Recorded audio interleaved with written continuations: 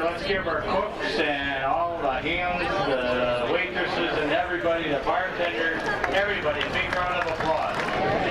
And as normal, backed by Mr. Popular Demand, well, define normal, that's true. Ron Bruch is in the house, ladies and gentlemen. He's with the DNR. We all love the DNR, don't we? Look at that rousing round of applause for you. This is our 34th year banquet. So it's a fundraising thing we do.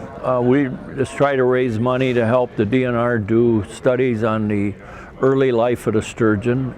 I've been doing this for 34 years. I've been here every year. So, and being the end of January, we can usually run into a snowstorm, but only one year in the 34 years that we have to cancel on a Saturday, and we had it on a Sunday. So it's turned out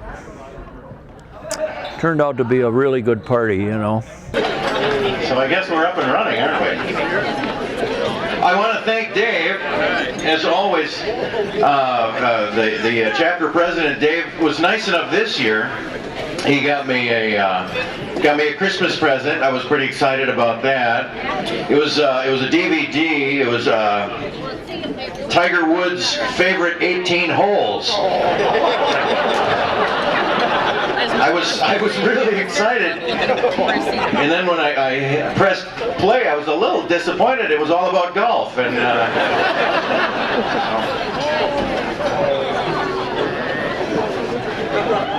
my mom's already shaking her head. Oh, Jesus. Oh, jeez, it's going to be a long night. The fish here are mounted by Bruce Zilke from St. Peter. He's a taxidermist. The three fish right here are actual specimens, sturgeon specimens, live specimens. They were harvested for sturgeon research, checking for parasites. It's just basically for purposes for making sure everything is fine in the sturgeon population. Okay, so I had to go to the doctor, and it was time for the checkup. And the doctor, you know, of course, protocol, drop your pants. And, you know, the checkup is going on. And, you know, turn your head and cough. And the doctor says, well, you really don't have to be embarrassed. It's, you know, not unusual, you know, to get an erection during an examination like this. And I said, I don't have an erection. He said, well, I do.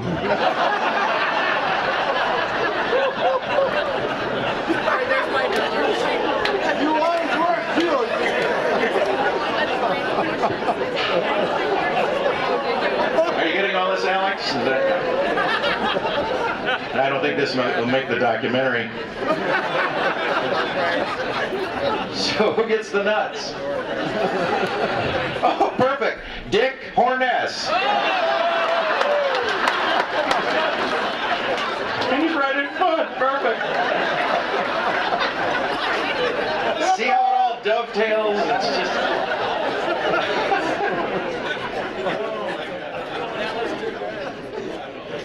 Wonderful. Folks, you're going to love this. For those of you who win this, you're going to love this, and there may be more opportunities for you down the road. I don't know if you have heard of Spid Peeper, James Spid Peeper. He is a musician, singer, songwriter, but also a wildlife artist. Several years ago, he won the turkey stamp, the Wisconsin turkey stamp.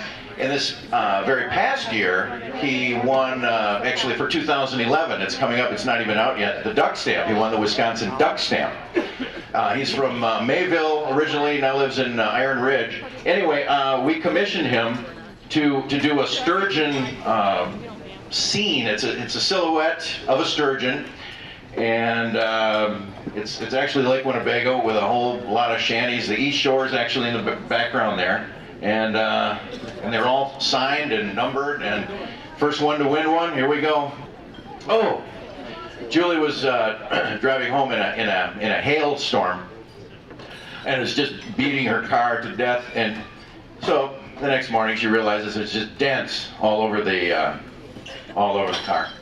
So she takes it to the body shop, and the body shop guy, well, Julie's blonde, so I'm gonna have a little fun with this. He says, well, I'm not gonna be able to really do much for you there, but you can just take it home and it won't cost you a cent. Just take it home and blow into the tailpipe, and all the dents will just pop right out. So she thought, well, okay. So Julie takes her car home with all the dents and blowing in the tailpipe, nothing. She blows a little harder.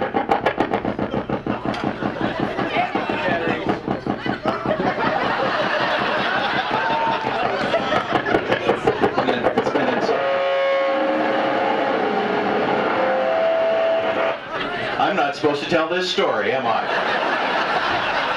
A little harder. I thought someone was sneaking up on me there just for a second. I thought it had something to do with the tailpipe. It may have had to do with the tailpipe, thank you, Jim. So she's blowing in the tailpipe harder and harder, still nothing. The dents aren't popping out. So then another friend of hers happens to be blonde, Judy Simon. Judy Simon comes up to Julie and says, well, what are you doing? He said, well, the body shop guy said in order to get these dents out of my car, I have to blow in the tailpipe and they'll all pop out. And Judy said, God, you really are blonde. You have to at least have the windows rolled up. Well, my dad, we celebrated last night, and next week's a big day. My dad's going to turn 80. Wow, Bill. Yeah, he's hitting the 80 mark, and this was a long time ago, years ago. He was trying to give me advice. I don't know how great it went over, or how well it took, but he gave me some advice. I'll never forget. He gave me the 6 steps of different kinds of sex. Remember this, Dad? Remember the talk we had? I was impressionable. I was 7th grade, I think it was, isn't it? So, Dad said, well, there's the first step of sex. That's the first one is they call Smurf sex. That's when the relationship is brand new and you're just going at it like bunnies until you're blue in the face. The second kind of sex is kitchen sex, and that's when you're still, pretty much interested in your significant other, and you'll have sex just about anywhere, including the kitchen. Okay, Dad, anything else? Yeah, there's the third kind of sex, and that's the bedroom sex, and that's when things are getting a little more by the book, by the, according to Hoyle, if you will. How's the sheephead game going over here? Jimmy Gander loves to play sheephead, so if you want to. Bedroom sex. This is when everything's kind of gotten a little routine, and you usually just have sex in the bedroom. And then there's the fourth kind of sex, which is hallway sex. That's where things are really getting old hat, and you just pass one another in the hallway and say, screw you.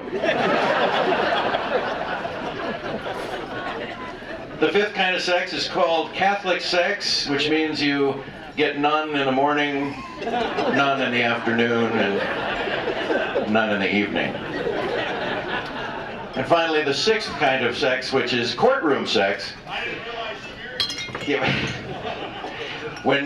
is when you cannot stand your wife and your wife cannot stand you. She takes you to court and screws you in front of everyone. So I want to thank my dad for those words of wisdom. It's been a pleasure the whole time to come and do this, and I really, really much enjoy it. The big project that we're working on right now with Surgeon for Tomorrow that we've been working on since 2002 is the rehabilitation of the spawning stock in the Upper Fox River. And we've been stocking fish up there since 2002, and now we're putting a 500 fish a year in up there. And we're about to see some of those fish. Any year now we'll be able to see some of those fish coming into the harvest.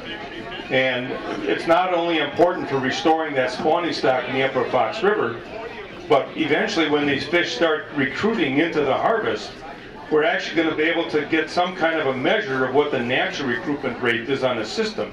So it really we get more out of it than just replenishing that stock for the upper fox. So it's really very good information for us.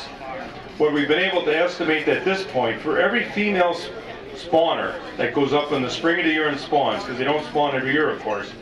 For every female spawner, she lays on the average about 400,000 eggs. And out of those 400,000 eggs, at the end of one growing season, by that fall, she will have produced 12 fish. So that's what we're facing, and that's basically what Mother Nature has set up for this species to be successful. And we are extremely successful on this system, having the largest population of this species anywhere in the world. A copy of our sturgeon book here, People of the Sturgeon, and Ron Bruch was telling me that it has won, in the year that it's been out in print, it's won 7 national awards. How about that? How about a round of applause for everybody involved with that book? So Ron's out, trying to find someone doing something nefarious, and he comes across this hunter, and the hunter's got 3 ducks.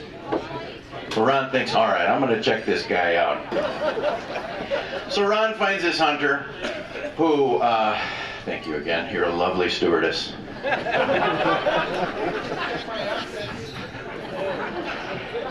So the hunter's got 3 ducks by the neck, and he's heading for his car, and Ron pops out of the cattails and says, so you wouldn't mind if I inspect your kill there, would you?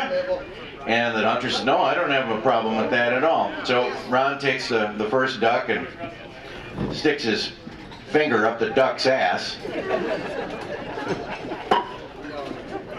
pulls it in.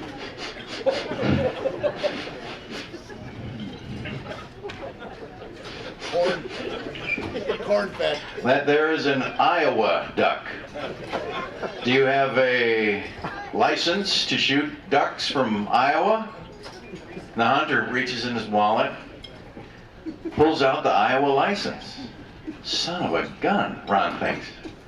Look at this. So the second duck picks it up, Ron, the second finger, into the duck's ass.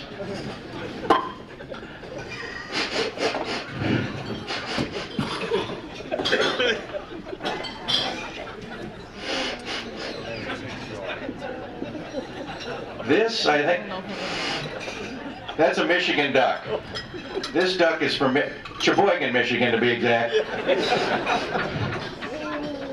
Do you, duck hunter, sir, have a Michigan license to hunt Michigan duck? Why, he pulls out his wallet, pulls out the Michigan license. Third duck. Ron's starting to run out of fingers. Sticks his thumb in.